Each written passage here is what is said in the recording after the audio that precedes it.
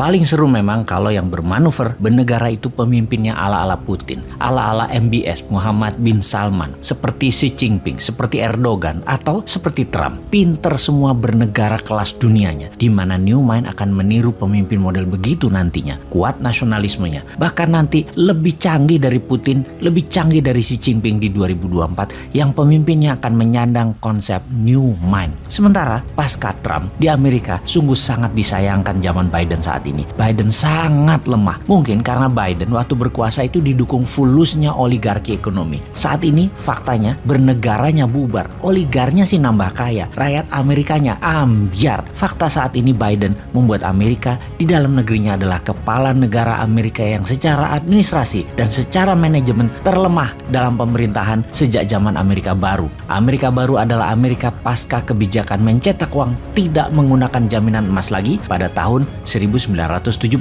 Printing dolar inilah yang membuat Amerika seperkasa sekarang. Terpilihnya Biden dan Kamala Harris adalah boneka oligarki Amerika yang memilih presiden lemah. Lepasnya Afghanistan di awal jabatannya adalah bukti nyata kelemahannya, dan sekarang di dalam negeri Amerika yang namanya maling itu sudah terang-terangan. Amerika di dalam negerinya terjadi krisis ekonomi dan krisis kepercayaan yang tertinggi terhadap pemerintahannya saat ini. Kriminal saat ini di mana-mana terjadi di dalam negeri Amerika, dan di luar negeri sekarang Amerika ditantang Rusia di sisi Eropa dan ditantang Tiongkok di sisi Laut Natuna Utara. Kita review Rusia sebentar. Kita tahu Putin itu bolonya Trump dan bukan bolonya atau sekutunya Biden, bukan. Jadi sekarang Putin mulai bermain. Putin memainkan dua hal, harga minyak dan gas bumi dan mencaplok wilayah baru. Kita tahu di tahun 2014 Putin mencaplok Crimea dan dunianya bengong. Sekarang 170.000 tentara Rusia ada di perbatasan Ukraina, full battlesuit, dan belum pernah terjadi pergerakan tentara Rusia semasif seperti ini sejak Perang Dingin atau Cold War Soviet dulu. Ada apa dengan Rusia ini?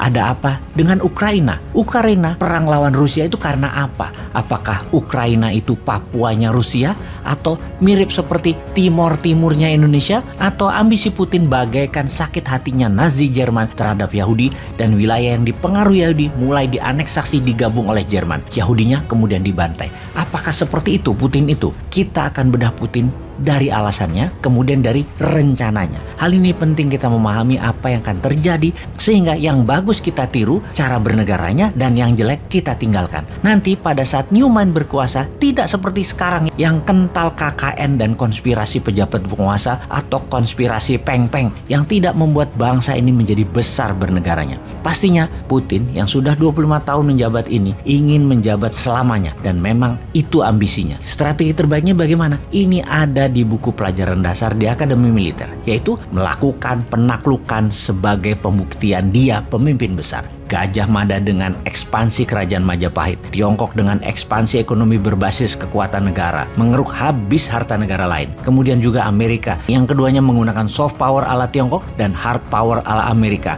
atau military power ala Rusia. Sejak zaman Mesopotamia, Bizantium, Romawi, Genghis Khan, kolonialisme Eropa ke seluruh dunia, ekspansinya adalah military approach atau pendekatan militer. Dan Rusia, karena di kepala Putin sebagai anggota KGB, sangat menyesalkan waktu Soviet bubar dulu, yang membuat banyak negara-negara kecil pecahan Uni Soviet muncul. Mempunyai ambisi kemudian, yaitu membuat Soviet baru di bawah Konfederasi Rusia. Dia sudah mulai dengan mengambil dua wilayah di Laut Mati, salah satunya Crimea. Sekarang pasti ambil Ukraina. Pasti Putin ingin ambil balik kejayaan Soviet, karena semua itu adalah letak asli Rusia menurut Putin. Letak geografi Rusia yang aslinya. Tak akan berhenti dia sampai Rusia sesuai dengan mimpinya. Itu juga strategi politik dalam negeri yang Putin kemarin di demo besar-besaran. Dia semakin tidak populer, dan untuk menjadi populer paling gampang adalah bakar semangat nasionalisme bangsa Rusia. Rusia pengendali Eropa, itu kampanyenya. Sama seperti cita-cita Bung Karno.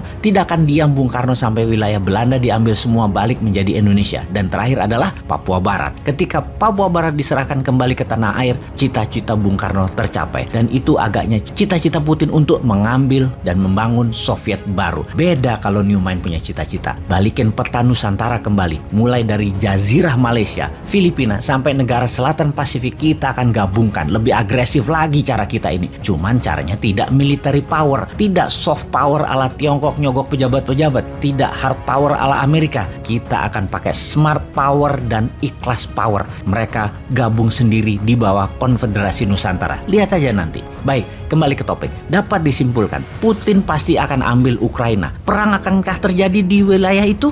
Nah, ini akan kita jelaskan sebentar lagi. Tujuan Putin ambil Ukraina adalah kembalikan kejayaan Soviet. Wilayah asli Rusia dijayakan olehnya kembali. Dirinya akan mendeklar sebagai new Tsar, gaya baru dibungkus demokrasi ala-ala, membuat dirinya pemimpin seumur hidup di Rusia. Disinilah Neumann melihat peluang besar dan berharap perang Ukraina terjadi. Kita akan jadi negara besar dengan peluang itu. Maka hanya Neumann yang berharap Ukraina dicaplok Rusia atau Taiwan dicaplok Tiongkok. Pasti Indonesia langsung menjadi negara besar. Ini kalau Neumann yang pegang negaranya. Kalau Lord, ya gua nggak tahu. Paling urusannya cuman cuan.